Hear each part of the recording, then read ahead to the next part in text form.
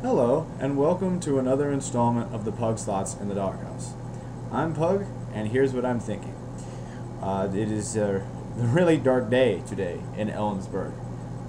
Really haven't checked the weather, but it is cloudier outside, which is why this is a little darker compared to usual videos. So, yeah, if any of you are film majors or, you're a producer at some big television company, yeah, I know the lighting is a little off. Anyway, first of all, I have a couple of announcements before we get into this week's topic. First off, thanks to everyone who commented on videos both past and present. I had a lot of fun reading all the comments and thinking of how I was going to respond to all of them. Because of all the comments, I really don't know how many videos I'm going to put out this week. I was originally going to do a video on the NFL draft anyway, so we'll see how many responses I have in this video, and then we'll go from there.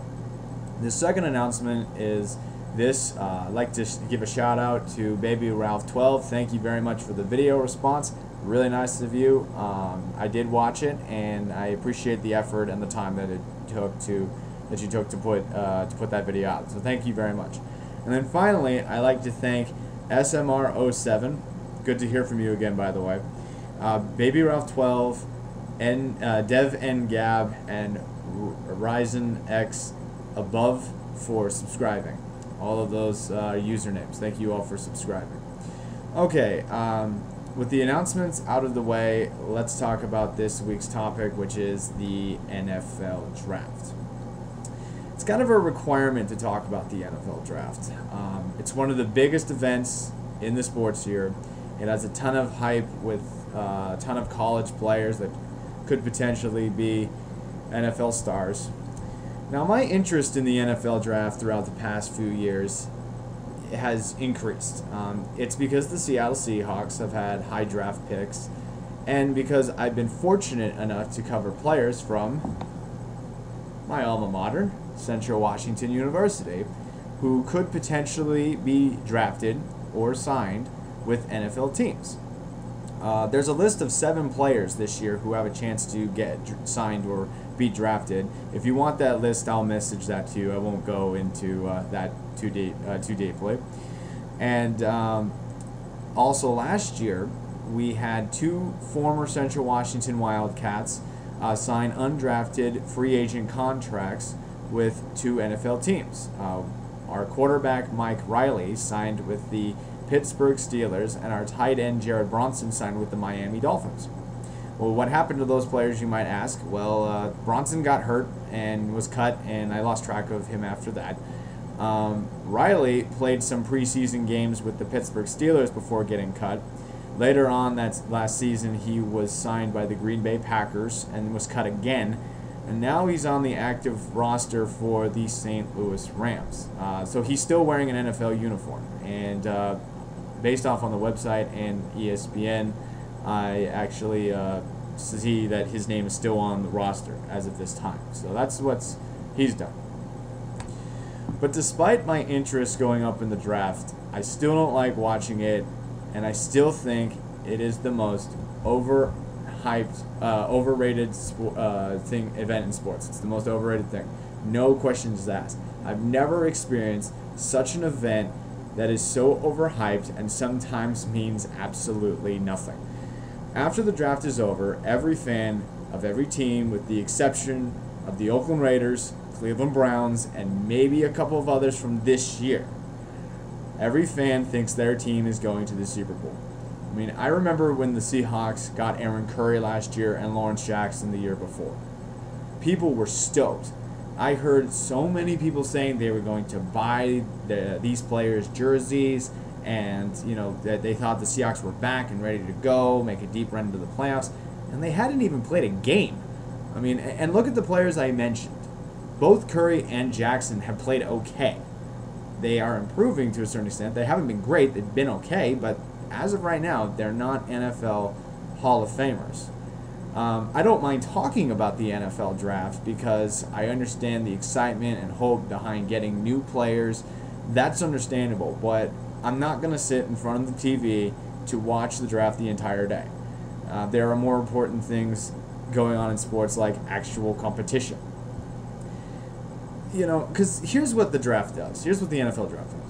For the most part, it ranks the top college prospects and it shows what NFL teams need, with the exception of the Oakland Raiders. And that's a shot to Al Davis, the owner of the team, and not the fans of the Oakland Raiders. I don't want to get a whole bunch of angry comments from angry Oakland Raiders fans saying I'm bashing your team. I'm not. I'm bashing your owner, because somehow Al Davis always seems to screw up your draft picks. Jamarcus Russell is a prime example of that. And believe me, I would be angry too if I was waiting for him to leave the organization and if the Seahawks were playing as poorly as the Raiders are. Actually, I think we are playing a little bit more worse than the Raiders, now that I think about it. But even so, I understand it's a shot to your owner, not the Raider fan base. Okay, if I don't want any, like I said, I don't want any angry Oakland Raider fans commenting saying, "Why are you bashing your team?" I'm not. I'm bashing your owner. Anyway, but that's all the draft does, is rank college players and show what each NFL team needs. And that's all it does. And in fact, the fact that it's going to be broadcast, for 3 days straight is ridiculous. I mean, the fact they're doing this shows a mind-boggling thing. This draft makes so much money. I mean, if it didn't make this much money, there's no way this would become a primetime event. I mean, in my opinion, the best drafts are the Major League Baseball and National Hockey League drafts. It happens in the middle of the season. Many people are not paying attention.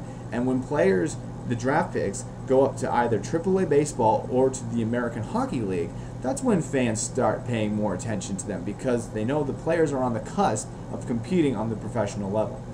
I mean, there's only a select few that people pay attention to in those drafts from the start of their minor league career. Steven Strasburg from the Washington Nationals is an example. But because of this, and because I think the NFL draft is overrated, I do not make an NFL mock draft unless I have to. So I'm not going to tell you who I think who will be available for the Seahawks to take at number 6 and 14. I have given out suggestions to everybody who I think would be a good pick and a poor pick, but I'm not going to create a list of how the draft is going to go, because let's face it, we had no idea Aaron Curry was going to fall to number 4 to Seattle last year. We also had no idea Brady Quinn was going to drop to number 22nd to the Cleveland Browns in 2007. We just don't know. It's a draft. You don't know how it's going to pan out. And finally, the draft is a crapshoot. I mean, people probably didn't think Tom Brady, a 6th-round draft pick, was going to be one of the most successful quarterbacks in the league the last decade. Also, look at Matt Leinart from Arizona. He wasn't playing for the Cardinals when they went to the Super Bowl. Look at Ryan Leaf. Oh yeah, that was a fantastic draft pick at the time. Coming out of Washington State University, Leaf was supposed to be a great pick for the San Diego Chargers, and picked with Peyton Manning as one of the most elite quarterbacks in this league. Yeah, I think Peyton Manning won that one.